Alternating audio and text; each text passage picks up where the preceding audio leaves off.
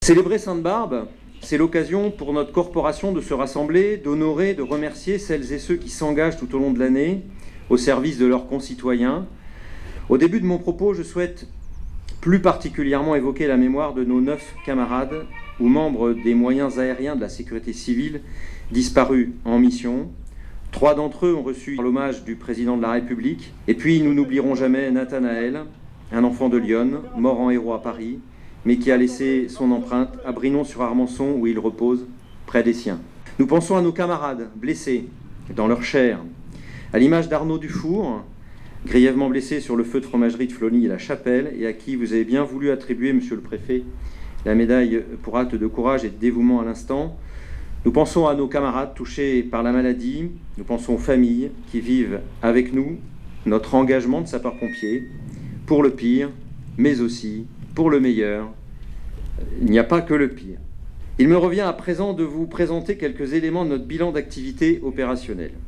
Avec un été particulièrement chaud et sec, les feux de végétation ont été extrêmement nombreux cet été. Dans des conditions souvent éprouvantes, des centaines de sapeurs-pompiers ont été mobilisés, singulièrement le jeudi 25 juillet, journée classée en bilan rouge canicule, avec 33 départs d'incendie, les plus conséquents pour une porcherie à Champleau et pour plusieurs habitations et 80 hectares de végétation à Champigny. D'autres incendies hors normes nous ont mobilisés cet été. Je pense en particulier à celui du 9 juillet à Saint-Clément, en périphérie de Yonne-Tour-Sport, où plus de 50 véhicules ont brûlé sur un parking. Je pense encore aux 500 véhicules de la casse automobile Casimir à Auxerre le 27 juillet. Sur la Vallonnais, on peut mentionner le 19 juillet un feu de camping-car dans une station-service, route de Lyon, ou encore tout à côté d'ici, le feu de château à Champion le 11 août. Les feux de végétation les plus significatifs sur le secteur avallonnais ont été enregistrés à Saint-Léger-Vauban et à Vermenton, sans oublier plusieurs renforts dans la Nièvre voisine. Dans ce contexte, je veux souligner l'apport très intéressant de nos télépilotes de drones, unité départementale constituée et coordonnée par le capitaine Bruet et qui est intervenu plus d'une trentaine de fois en appui des équipes au sol. Je souhaite aussi rendre hommage à tous les personnels mobilisés, à certains moments par 40 degrés, en tenue de feu, et remercier notre service de santé et de secours médical qui s'est lui aussi fortement mobilisé sur le terrain pour prévenir tout accident, soutenir, hydrater, mettre au repos et au final éviter sur cette période tout accident de personnel. Ce qui, je ne vous le cache pas, est la préoccupation première d'un chef, soucieux de la santé de ceux qui le dirigent. Je voudrais enfin, pour clore ce long chapitre, insister sur le fait qu'au bilan, si cette campagne de l'été 2019 restera comme une référence de par un engagement massif de personnel et de moyens, 330 départs de feu sur le mois de juillet ont généré 1175 sorties d'engins pour plus de 8000 heures d'intervention, j'en tire 2 enseignements. Tout d'abord, nous avons la certitude que nos interventions ont permis de sauvegarder des vies humaines, des habitations et de nombreux biens matériels, des centaines d'hectares d'espaces naturels, et il faut collectivement s'en féliciter. Ensuite, nous devons nous préparer, pour de multiples raisons que je n'évoquerai pas ici ce matin, à d'autres saisons à risque incendie élevé. C'est la raison pour laquelle des mesures de prévention devront être intégrées sur nos territoires, tant pour lutter contre les feux en zone agricole qu'en zone forestière. Le travail a déjà commencé à ce sujet et il se poursuivra avec les différents acteurs concernés. Pour autant, à contrario des années précédentes, nous enregistrons globalement une baisse de notre activité opérationnelle, de l'ordre de moins 8% à l'échelle du département, comme sur la Vallonnais. Et ce, en raison d'une meilleure répartition des missions de secours et d'assistance aux personnes entre les sapeurs-pompiers et les ambulanciers privés, le tout sous l'égide du Centre de réception et de régulation des appels du SAMU. Cette situation est particulièrement encourageante, car elle replace chacun des acteurs sur ses missions propres, mettant un frein à la dérive qui consiste à faire appel aux sapeurs-pompiers pour des missions qui ne relèvent pas de l'urgence. Elle permet en outre de faire baisser la pression opérationnelle tant pour nos effectifs professionnels que pour les sapeurs-pompiers volontaires. Dans le contexte, disons-le, de crise de notre système de santé et de raréfaction inquiétante de la ressource médicale, les ICONais doivent savoir que nous travaillons de concert avec les autres acteurs de l'urgence préhospitalière pour leur venir en aide en tout lieu et en tout temps, et que nous défendrons tant que nous le pourrons le maintien d'une régulation médicale au sein du département, tant nous considérons qu'elle est garante d'un service plus proche et plus efficace pour les habitants de notre territoire. Je n'ai pas le temps d'évoquer devant vous ce matin les nombreuses autres missions opérationnelles du SDIS en matière de prévention ou de prévision des incendies par exemple, qui mobilisent nos officiers en lien avec les maires notamment. Nous reparlerons aussi prochainement de l'application Staying Alive et du dispositif des bons samaritains que nous allons mettre en place dans Lyon visant à impliquer des citoyens sauveteurs dans les gestes qui sauvent et dans la mise en œuvre de défibrillateurs. Mais je voudrais aborder plutôt maintenant un autre volet de notre action, le développement et la pérennisation du volontariat et nos actions au profit du grand public et en particulier de la jeunesse. Il y a maintenant 3 ans, à Chablis, lors de mon premier discours de Sainte-Barbe, à l'occasion, dans Lyon, je faisais un constat alarmant sur l'état du volontariat dans notre département. Un sous-effectif et un sous-encadrement notoire dans de nombreux centres de secours. Une disponibilité en berne. Et au fil du temps, nous avons pu mettre en évidence un management parfois défaillant, des lourdeurs administratives allant à l'encontre de l'objectif recherché, voire ici ou là un état d'esprit peu propice au volontariat lui-même. Et je pourrais, Monsieur le Président, avec qui nous avons visité à l'époque les 120 centres que comptait le département, rallonger la liste. Dès lors, nous avons élaboré et mis en œuvre un plan pluriannuel avec pour objectif de faciliter le volontariat pour maintenir des secours de proximité dans Lyon. C'était l'objectif. Et visant à augmenter les effectifs de sapeurs-pompiers volontaires, mieux les répartir, s'ouvrir à de nouveaux profils, apporter de la diversité, améliorer la disponibilité opérationnelle, fidéliser nos sapeurs-pompiers volontaires. On peut aujourd'hui affirmer que les premiers effets du plan volontariat sont bien là. Nous comptons plus de 150 sapeurs-pompiers volontaires en plus, depuis cette époque, qui ont rejoint le corps départemental. 18 nouveaux volontaires ont rejoint le CIS d'Avallon cette année. 75 corps communaux ont signé la nouvelle convention avec le SDIS et près de 200 sapeurs-pompiers des corps communaux ont contracté un double engagement. Le taux de féminisation a atteint 20% des effectifs. 70 employeurs sont aujourd'hui conventionnés. Et je souhaite souligner, saluer parmi eux le groupe Chiver, les Pneus Laurent et la société SKF, pour près de 140 sapeurs-pompiers volontaires sur le département.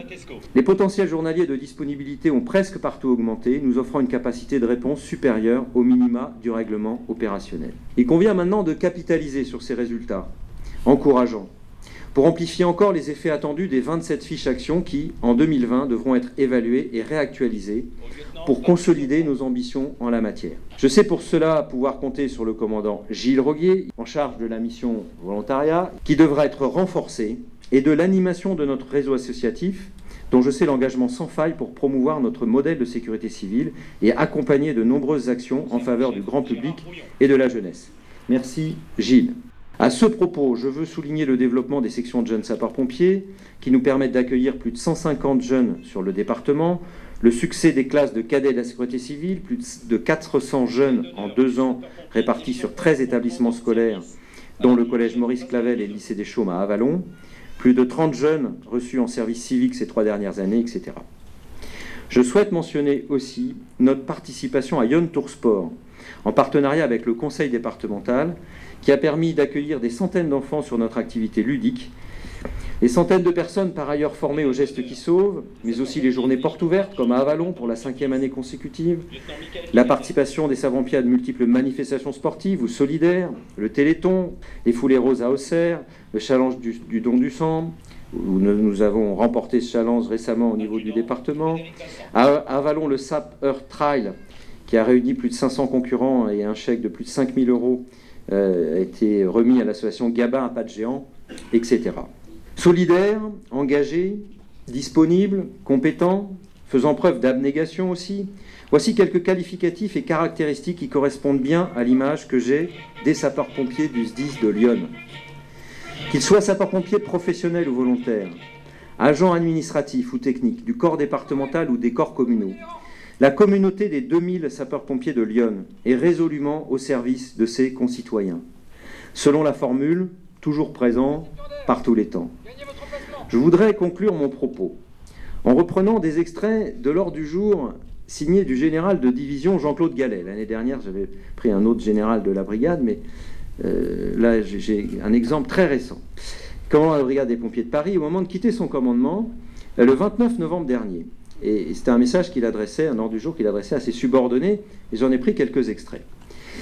Je mesure la chance de côtoyer des hommes et des femmes qui s'élèvent au-dessus des intérêts particuliers et qui sont mus par une passion extraordinaire, quel que soit son grade. C'est un peu l'engagement d'une vie.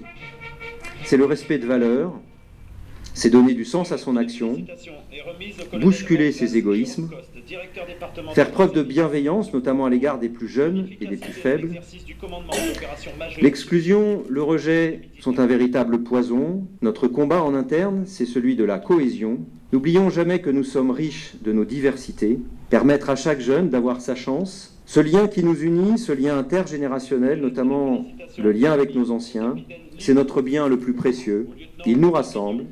Il nous protège et nous permet d'aller de l'avant.